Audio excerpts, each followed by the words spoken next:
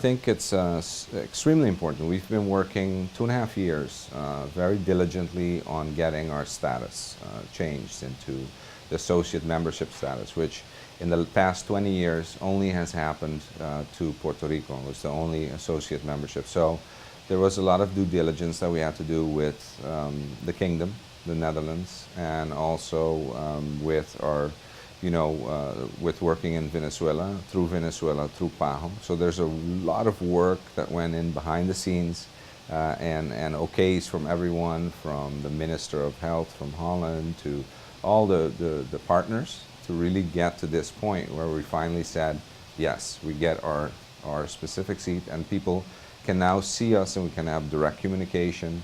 We can have more involvement in the Caribbean because before, and this is just from history, we were always involved since '51 with Venezuela, so more with Latin America instead of the Caribbean, and we are in the Caribbean, so it was kind of a lack there. And also the direct communication with PAHO, Washington. So I think that's a big step for us as the islands, and also to be able to sit there and really talk as associate membership, see the countries, be recognized as a country.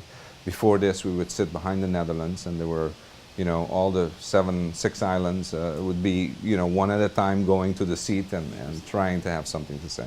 So I think it's a great time for Aruba, Curacao, and St. Martin, and also the Netherlands. It's growing up. It's really, also it reflects our status within the kingdom. Within the kingdom, we're with the kingdom, and we will always be, but we're sovereign. We're on our own with our own governments. And so this associate membership fits how we are in the kingdom, to how we work in the kingdom. We have a unique system. We have universal health care, which we've been perfecting in the last couple of years, where everyone is basically covered for medicine. Everyone is covered for care. The care that we can't provide in Aruba, we provide in our region or even outside of our region, in Colombia. And really it's based on really looking at public health and seeing that we have a universal coverage of the whole island and everyone that lives there. So everyone is automatically insured that lives on the island. It's a very unique, especially in our region, it's a very unique unit, organization that we have in our care system. Absolutely, absolutely. I think we've done a lot already. In 2010, we organized the first PAHO 1 event, which is the Pan American Congress on Obesity in Aruba, which led to the Aruba Call to Action paper that came out of there. And that was 22 countries, scientists, ministers that were present there from different sectors that came together, and we were able to move this paper all the way to the UN High Summit meeting in New York, where it formed part of the Millennium Goals and where I spoke as a spokesperson for the Kingdom of the Netherlands. And so that was a huge impact, and that was also historic for Aruba and for the Netherlands to have an Arubian speak at the UN for the Netherlands, and it's because we made that first move. Since then, we've had PAHO 2, which brought new partners together in Aruba. We've had courses, workshops that we've done around PAHO 2, and really trained 300 people. So immediate implementation of what we're talking about, not just talking about it, not just doing seminars about it, not just having the healthcare field talk to each other, but really starting to implement it right away. We also, at that point, brought in Bus de Salud, so the health bus, which is a 40-foot huge clinic on wheels for detection of NCDs. It's the number plate says Carmen. So for the people that know the Carmen struggle that we've had in our continent. And really what it does is it does screening for chronic diseases with a DEXA scanner, blood work gets done and on the whole population, so from barrio to barrio. We also do at the same time research on the bus, and then health promotion is our big tool that we implement immediately on the bus. So it's a whole experience that the people get, and it's healthcare coming to them. So it's very successful. We've started that. We've started different projects like healthy schools, the ciclovias. We were the first in the Caribbean to introduce the ciclovias, and we're spreading it to Curacao, Bonaire also we've introduced it to, and the other islands. Because in the Caribbean, for some reason, ciclovias have never taken off. And we're kind of really moving that idea. I think it's a very important idea for the Caribbean also. Ciclovias happen every Sunday. So it's not a health day or a health week, but it's every Sunday. We have a health Sunday that mobilizes our communities. I think with the NCDs and specifically childhood obesity, we've done work not only for Aruba, but really focused on what our needs are in the Caribbean and what our needs are in Latin America, Middle America, and the whole continent. And really looking at, e-medicine, looking at technology, how this can help us, looking at the phones, how do we spread, how do we educate our people, how do we educate our kids, how does our focus going to be, how do we do a life course approach, where we start pre-gestation, where we start with focusing on breastfeeding and really re-educating our physicians, nurses, the people that really work with the patients.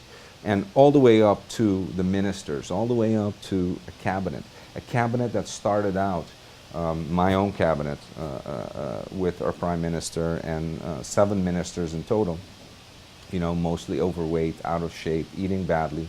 And now we're seeing our Minister of Finance losing weight that is, he hasn't been this thin since college. We have our Minister of Infrastructure that's cycling and taking up his health challenges. We've got our prime ministers walking and climbing up mountains. So really it's doing, myself, always active, with every sporting event that we have, we connect it to health. So health and sports and education has become one unit. With that, we've also initiated the IBISA, the Institute for Healthy and Active Living, Instituto de Viva Saludable y Activo.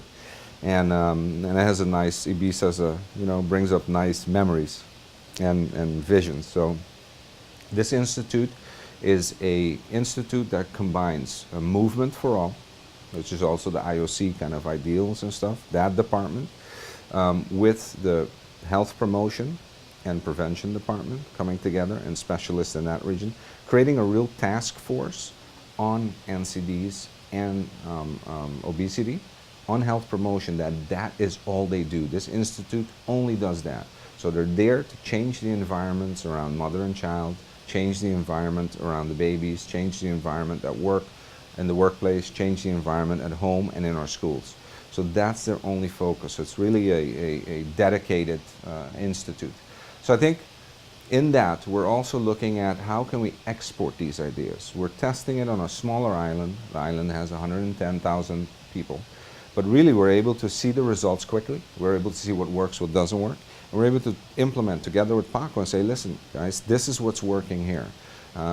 Try it in your country and see how quickly this takes off in your country. And we're also looking at the whole continent of the real good things that have been done, in Mexico, in Brazil with the media. I mean, we're really taking those examples to heart, bringing them back in and saying, okay, how do we do this? How do we duplicate this? How do we do it quicker, more effective? And how do we implement it with all the other ministers that are there? And it's really believing in it, and it's really living what you're talking about, living health promotion, and really promoting it from top down and bottom up. And that's kind of what we're doing. I think it is critical, and I think we have always made a big mistake. And our big mistake has been that we, as health promoters, as in the public health field, in the medical field, have always thought that we can do marketing. And we're horrible at it. We are extremely horrible at it. So we really have to kind of know our strengths and know our weaknesses. And this is one of our biggest weaknesses. And so the communication needs to be left to professionals. And what I mean is we need to, one, I think we're building on the new technology, e-medicine, m-health. We're really working with this because this could leapfrog us in all the countries, in all the poor countries too. And everything I do and everything we develop, we try to develop for use immediate in poor countries, so there's no excuses. When we develop the new healthy food guide, which is a sailboat, this sailboat becomes with the different sails, color sails for fruits, vegetables, and meats and everything. And the family exercising on the bottom, so you can see the balance. But what we did is we made it interactive. It becomes on a gaming platform for kids, so they can actually steer the boat.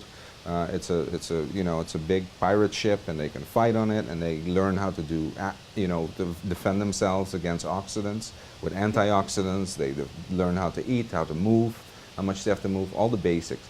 But on that platform, you can disseminate it very quickly, and kids can learn by themselves, and so can teachers. You don't have to teach the teachers and teach the kids and spend all that time. You're leapfrogging.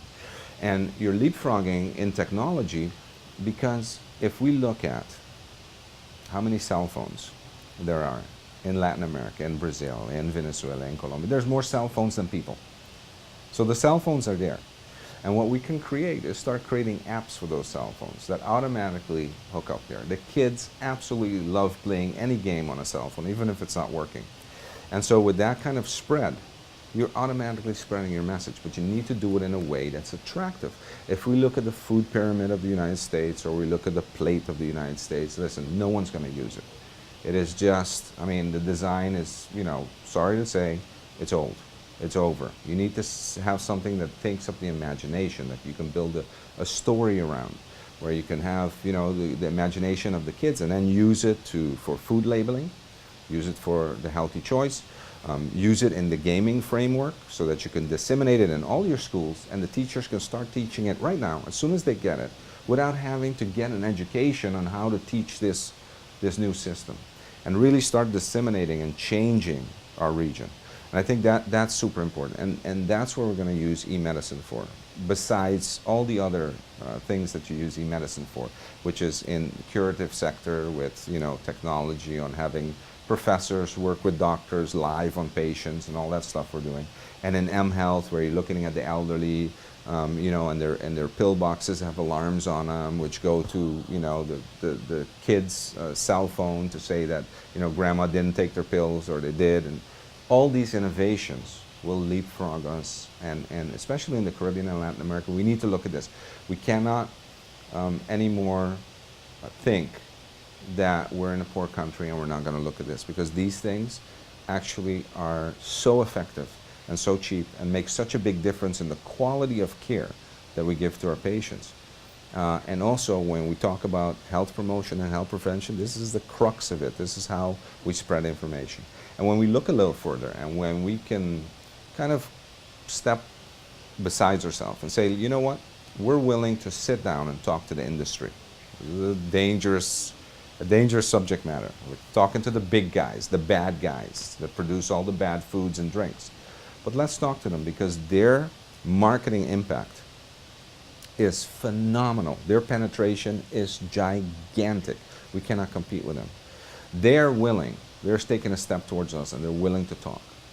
Now, our scientific community, our scientists, our organizations have enough brainpower to work with these guys, assuming that we set some standards, assuming that we have, rules of engagement, where we say, listen, this is how you change your products to be better, healthier products. This is how how we can remove marketing to kids when kids are watching TV together. This is how we move forward. This is how you guys can have an impact in the health of future generations. And you have that responsibility as corporate citizens to do that. And we're going to help you make that transition. In return, we want to have access to your marketing genius, so that we can market our good messages, our strong messages, and that it can get to the kids, it can get to the people. And I think that's where the power lies, and that's where we have to explore. That's a whole new universe that we haven't explored yet, that we're just starting to kind of, touch. But it's something that's super important.